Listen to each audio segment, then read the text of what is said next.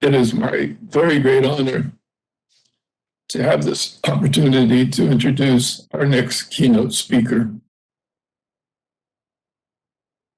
Halina Gottlieb has become an important person in all of our work with the issues of digital heritage projects. And we're so pleased to have her here speaking at our PNC conference. She has been the founding director of NODIM, that is the Nordic Digital Excellence in Museums.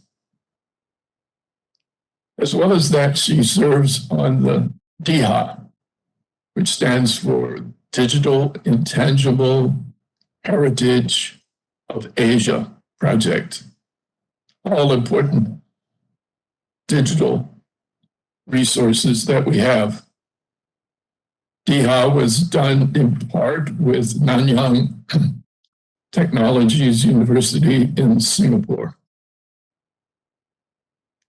In addition to these, Professor Gottlieb is also the director of the Digital Heritage Center of Sweden. She received her PhD from East London in Museum Studies. And as you can see from what I have just described, has since gone on to become a major person in terms of organizing the resources and the new projects of trying to bring digital heritage of museums to us.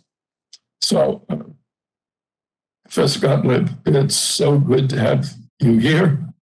I'm going to ask you to give us your address now. Thank you. Good morning.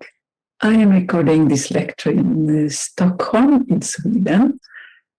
First of all, I would like to express my gratitude to Dr. Kirschenmann for the invitation and the secretary team for the conference for extraordinary communication before meeting today.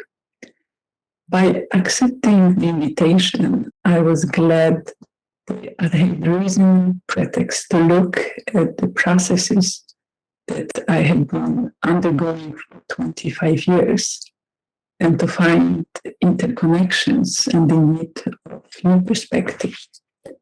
I intend to discuss not only a vision for a sustainable future in the digital heritage field, but also digital heritage as a part of digital transformation in the interdisciplinary context, and arrange the lecture at the end so that I would be able to close the academic framework that is aligned to Nordic initiatives of modernizing higher education. I would like to invite you to the backstage of my practice-based research and share with you my motivation and challenges that were initially my driving force. When I got the opportunity more than 2 decades ago to build the research group called Vision for Museums in Sweden at the Interactive Institute, I focused on the development of the theoretical and methodological framework as an approach for creating sustainable platforms for external communication at museums. As an art historian, I had chosen and focused on external communication from the digital heritage field, art museum as an environment, and young visitors as a target group. The biggest challenge in that time was the exploration of human-computer interfaces of digital media for visitors, as well as the identified need of exploring interpretative narrative tools, especially for the introduction of master paintings, abstract art, and contemporary art. We conducted our research by building prototypes called digital artifacts, aimed to be able to function on their own without assistance, that fit in museum existing design and also visitors' everyday life. Artifact that would act as an agent on behalf of museum educators and challenge existing commercially available interfaces of digital media use at museums. 30 years ago, digital media for external communication at museums and heritage sites fall into three types: portable device, digital audio guide, players with headphones, stationary installation, design as multimedia kiosk, and CD-ROM multimedia often used for museums' catalogs. This digital media typically consisted of commercially available interfaces. 10 years later, 20 years ago, digital media moved into second phase with integrated digital technology into exhibition design using a mix of mobile, stationary, virtual, augmented mixed reality, and internet technologies. This is why we could easily, as a research group, challenge existing commercially used interfaces. This work has taken the form of practical exploration of the possibilities of enhancing engagement and intellectual accessibility. The intention was to offer a set of experimental prototypes and develop a critical framework for scholarly and practical discussion around digital media for interpreting cultural heritage. The first project had young children as a target group and was conducted in collaboration with National Museum in Stockholm and 20 invited children as a target group. Storytelling animals and a audio guide for personalized guided tour for museums design as a series of 2D animals with different characteristics. Each animal character had a different way of presenting, chosen for the experiment or master painting. Touch of Kandinsky, an interactive carpet which aimed to illustrate Kandinsky ideas about the understanding of abstract art, especially connection between music and colors. With Museum of Modern Art in Stockholm, we developed Access in Mind, an audiovisual board that helps visitors to respond to work of contemporary art through audio and visual introduction. Old Master Paintbrushes offers the experience of painting Mona Lisa in several layers, as Leonardo da Vinci was doing. The evaluation model was conducted at the research station, implemented temporary or permanent exhibition at art museums. The 16 qualities from interaction design belong to groups such as motivation, immediate experience, social implication, creating of meaning,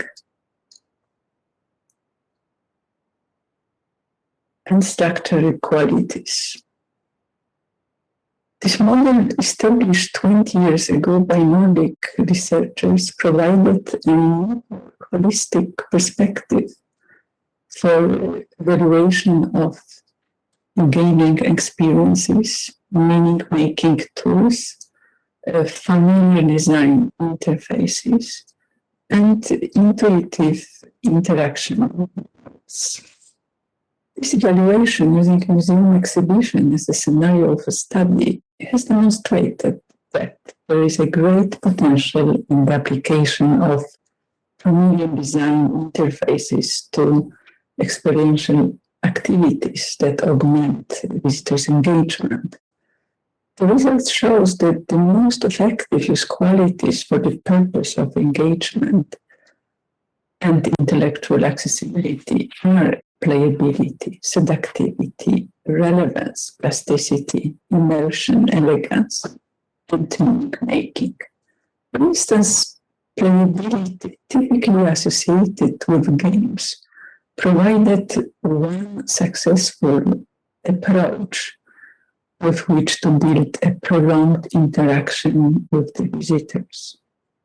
The group of use qualities of digital media have been previously particularly underutilized in the domain of cultural heritage.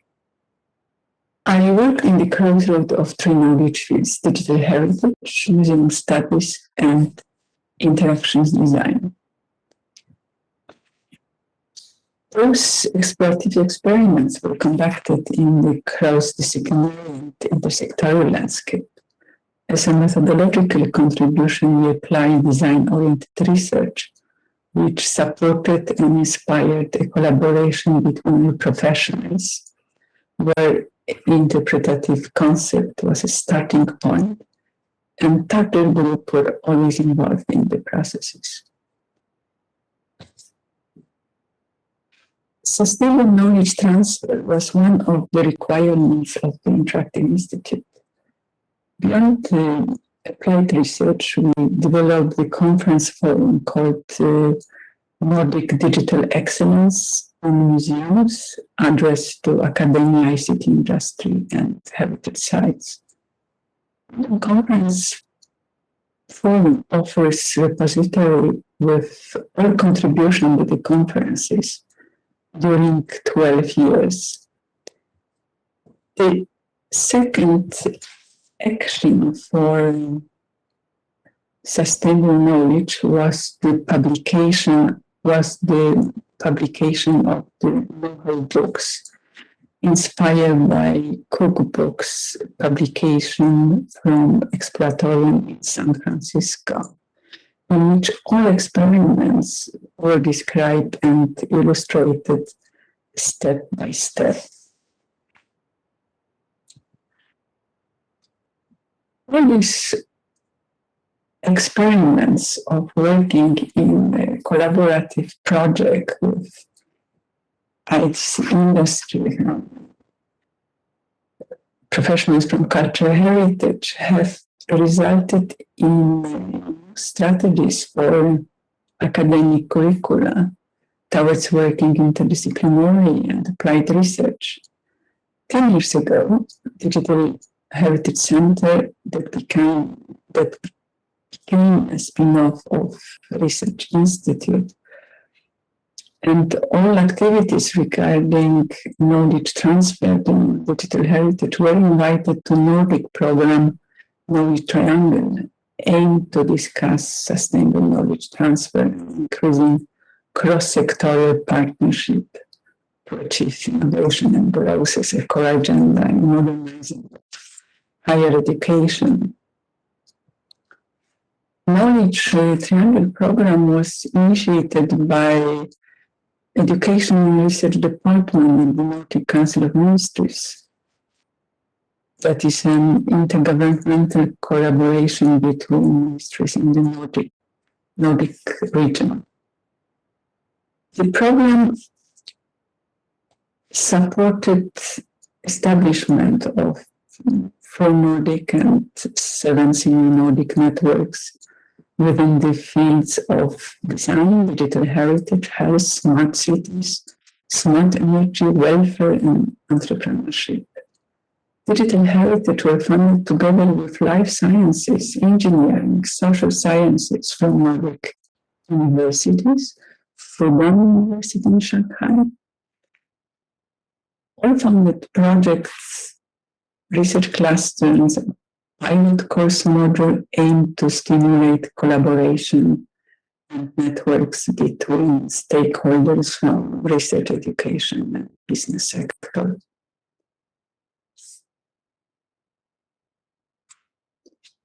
The Knowledge Triangle program and to move away from the traditional one-way flow of the information, for example, research to education and from educators to students, toward a more bidirectional relationship between the three corners, education, research, and innovation. The processes and content of all activities in this interplay need to be strongly based on foresight. The Knowledge Triangle program is the continuation of previous modernizing action of higher education, but this time is more focused on students and improvement of curricula in form of interdisciplinary course module, as well as introducing the role of facilitators and mentors.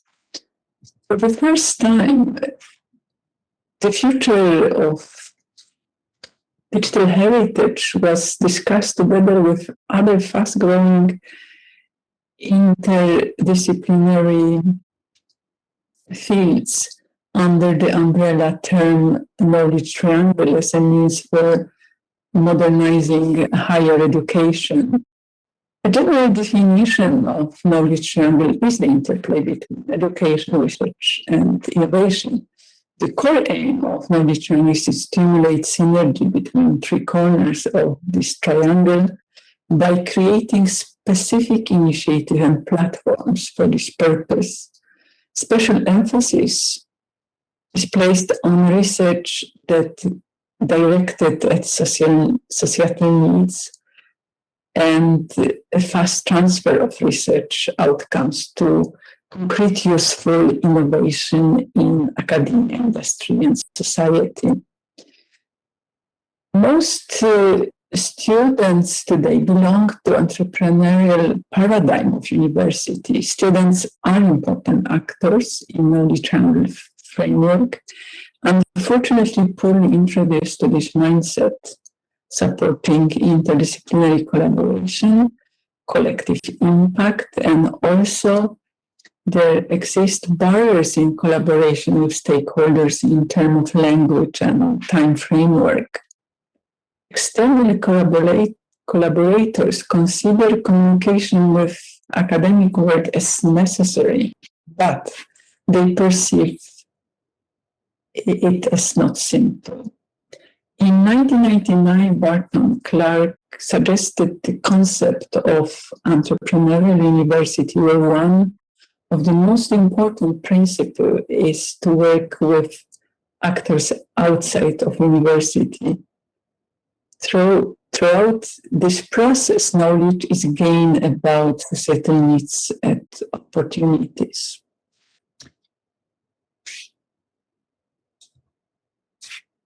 Conclusion.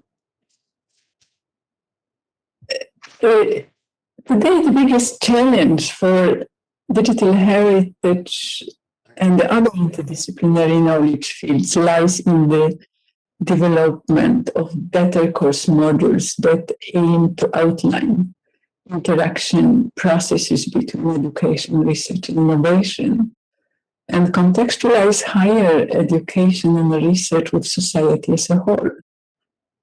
Interdisciplinary knowledge fields such as digital heritage are in need of course modules in academia, introducing and foster and student-centered approach to education, where new knowledge is a process of co-creation between students, university staff, and industry stakeholders, aligned with paradigm of university today.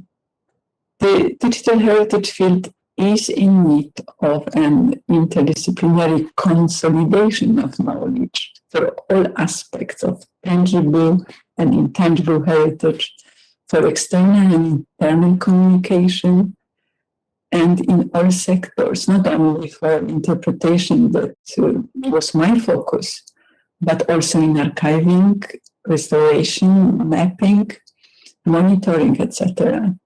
Future staff working with digital heritage needs to develop a mindset for co-creation, co-production, and collective impact. Knowledge triangle mindset can be an inspiration in designing such curricula. Thank you so much. Thank you so much for sharing with us these wonderful efforts that you are making in the world of museum and heritage projects. Always a great pleasure to hear you.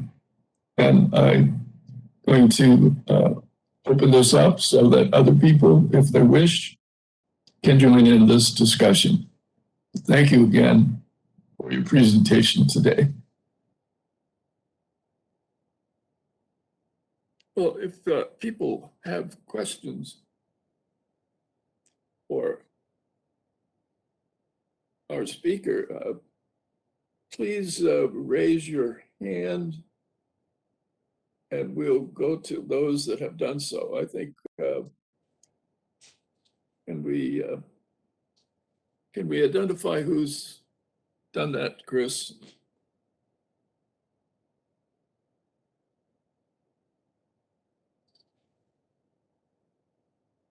To raise your hand, you can click the participants button in the bottom right. And then at the bottom right of the panel that opens up, there should be a hand icon to raise your hand. However, if you're unable to access the function, you can always just directly turn on your microphone and ask a question. Thank you. I'm looking at this presentation on a high resolution 27-inch diagonal professional display. And all of the imagery that I've been seeing is absolutely unreadable. It's way, way too small to make any sense out of it. What did you have in mind as the end user of such a presentation, being able to actually access the content visually and intellectually? Could other people hear that? I'm sorry that I couldn't hear it. I think Professor Buckland had Did you hear that? An issue with the video. But he says the words are too small, but I believe that may be a problem with the WebEx interface. Because it wasn't Professor Buckland. Yes, is it question for me, isn't it? Do you hear me? Use the chat box instead and type in the question. No, I hear the question, so I can answer if you hear me. Do you hear me? Oh, please. Yes, Yeah. we can hear you. Yeah, it's the presentation is a little bit different. My voice is talking very slowly. It can be question of resolution of the video that you create and you send. But the meaning is that when I created this video, that the text was visible. It's not about the detailed information from the content. It's just the illustration of the processes, how complex processes were to come to this essence of different projects that were related to the topic. But I'm sorry, I just didn't know that outcome in WebEx or in which, yeah, it's difficult to know what it will be outcome when you create on your computer and you see everything and you talk very quickly, but suddenly you talk so slowly and you see that it's delayed in the outcome. So So sorry for this. I illustrated processes. I didn't provide the detailed information about this, just that the work with sustainability is in the process, and a lot of work was done, but it's still at the hands of academia to take over the work in digital heritage, not only research institute and other initiatives outside academia can provide the better consolidation of the knowledge field. But sorry for I maybe should think about this. That should be more or less information on this slide. Sorry for this. Thank you for the question. It's good to know. Thank you. Any other questions for our speaker? If Well, there are no, Let me say again, thank you for your talk. Thank you. I really appreciate the fact that you are trying to bring the museum and what it has to offer to the public domain as to as many people as possible, including going into schools and to children. I appreciate that very much, and I hope that you're successful with what you do. Thank you so much, and thank all of you for joining us. This will be the end of our day for ECAI. I hope you will join us again tomorrow, and I appreciate everybody being here. Thank all the speakers today for a wonderful day. So look forward to seeing you tomorrow. Good night from California.